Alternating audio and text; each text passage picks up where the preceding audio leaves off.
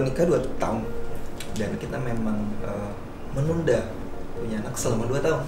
Jadi sebenarnya tahun ini harusnya kita berencana untuk punya anak kayak gitu. Seperti biasa kita sebelum melakukan hal itu kan ngecek lah berbagai macam ini. Nah waktu itu dia melakukan suatu tes karena perutnya kan sakit, kurang nyaman ya kurang nyaman. Ternyata kagetnya diduga ada keganasan. Itu langsung drop gitu karena wah ini kan ketemu dokter, wah ini kanker 1B ada di sekitaran perut lah situ. Ini kalau perut kan pack banget kan, situ ada usus, ada rahim, ada apa.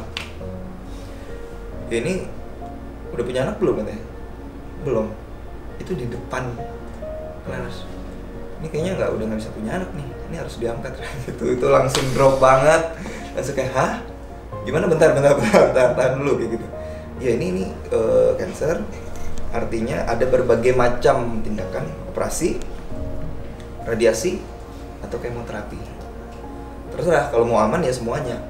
Tapi kan di daerah perut kan kalau misalkan diradiasi kan di situ ada rahim. Fertility-nya mati. Tentu akan mempengaruhi di sekitarnya. Oke. Kalau kemo untuk wanita umur 28 tahun kayaknya berat sekali ya. Nggak mungkin pasti menolak waktu itu Clarence kayak gitu.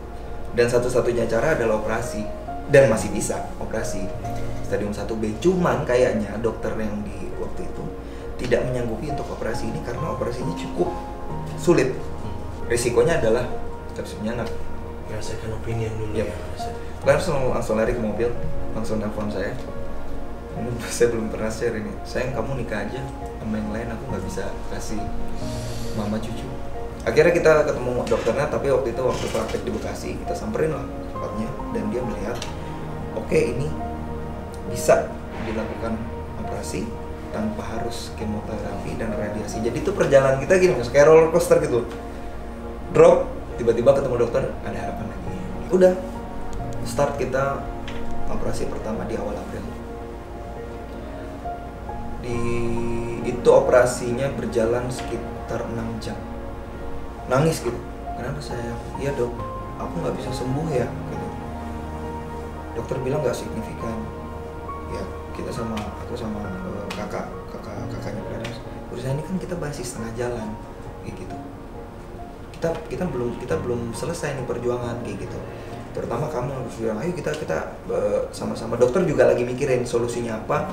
Pokoknya kita fight terus. Saya akhirnya menerima, oke. Istri saya udah nggak ada harapan lagi. Tapi pada waktu itu kan nggak tahu meninggalnya kapan. Jadi kayak saya sekarang memutuskan untuk istri saya dirawat inap saja, bersama keluarga sampai akhir hayat nih. Itu duduk lama, oke. Itu tuh kan kayak di kepala tuh, tapi enggak, lu masih bisa kok akuin lagi. Tapi udah sampai sini gitu. Sampai akhirnya aku ikhlas. Nah, di situ akhirnya aku tahu definisi ikhlas apa sih. Mungkin kan Clarence masih berusaha pengen, sayang kamu kalau misalkan udah mau pergi nggak apa-apa. Sempat ngucapin itu. Nggak akuin. Aku ngomong sama Clarence, sayang udah kita ikhlas, it's okay. Kan itu kan dia kayak kerja keras banget kan, 35, 25 sampai 10 detak jantung 10, bayangin 10 detak jantung per menit kan, BPM kan dia kan. Gitu kayak, yaudah sayang, kalau kamu udah kita ikhlas. Kalau kamu mau pergi, kalau kamu meninggalin kita, nggak apa-apa kayak gitu. Kamu udah berjuang keras banget. Tapi kan nggak bisa kayak gitu aja kan. Dokter nggak akan bilang dia meninggal kalau masih 10, 9, 8 gitu sampai akhirnya 0, bahkan sampai 0 lah. Gini, gitu. Kan belum ini tuh. Wah, ini itu rasanya tuh udah luar biasa. Setengah jam terakhir itu momen yang nggak akan terlupakan seumur hidupku sampai akhirnya check-in. Tapi selama 50 sampai 0 itu dokter kasih obat terus. Kasih ini terus. Sampai 0 akhirnya dokter bilang sudah kita cek denyut dan segala macam bahwa kita kabarkan kalau Clarence setelah meninggal dunia. Wah, jangan sih.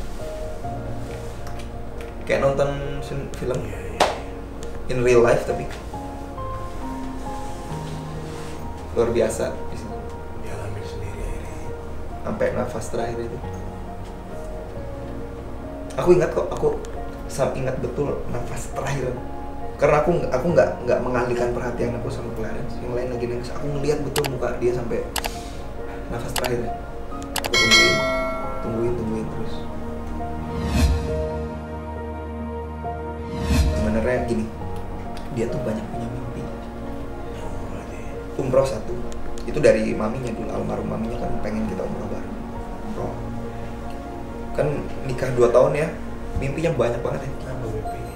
Punya rumah berdua. Dan dia, aku nggak mau kita rumah harus dua. Karena dia kerja kan. Kita sama-sama di entertainment, cuman kalau ke musik dia syuting ya. Ya kita pekerjaan kita alhamdulillah cukup baik, dan kalau disatukan sangat baik. Pokoknya kita bangun rumah harus bareng-bareng. Nggak mau kamu, kita bareng-bareng gitu. Ayo, aku nggak mau rumah yang biasa-biasa aja. Bagus dong, mimpi yang besar, kita harus mimpi kan harus besar gitu.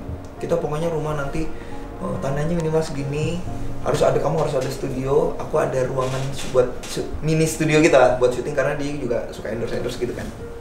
Ya udah. Sampai kita kan sekarang kan di daerah Bintaro kan. Kita pokoknya pengen daerah situ. Ya udah, ternyata mimpinya nggak kesampaian mas. Cuman aku bilang kayak gini, suatu saat aku akan pasti penuhi mimpinya dia. Kalau umroh kan bisa kan, umroh kan.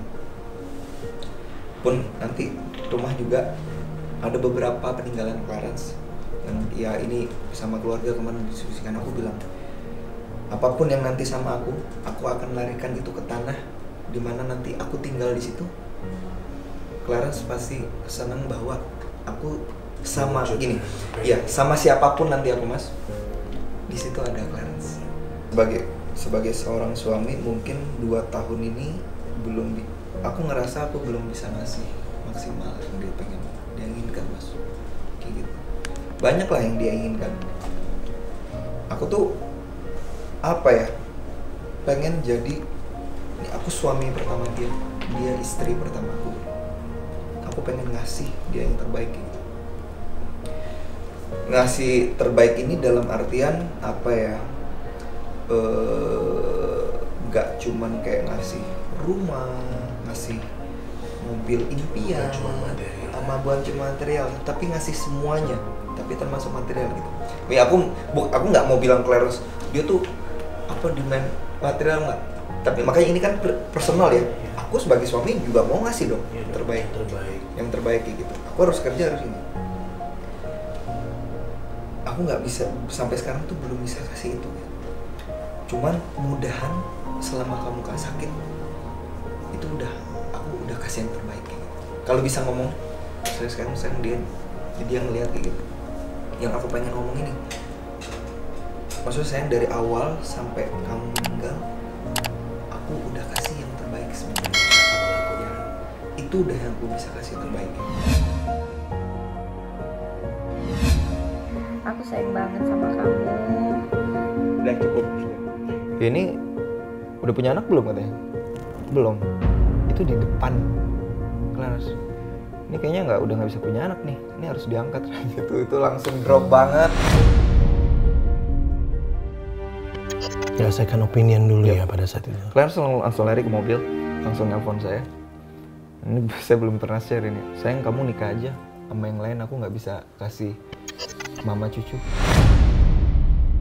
Sampai akhirnya meninggal tuh dia tidak tahu masalah stadium. Gitu kayak, yaudah sayang, kalau kamu udah kita ikhlas. Kalau kamu mau pergi, kalau kamu meninggalin kita, nggak apa-apa kayak gitu. Kamu udah berjuang keras banget. Setengah jam terakhir itu momen yang nggak akan terlupakan seumur hidup.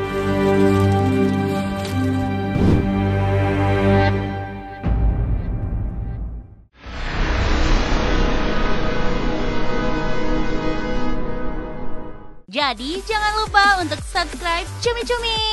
Ditekan ya tombol lonceng merahnya.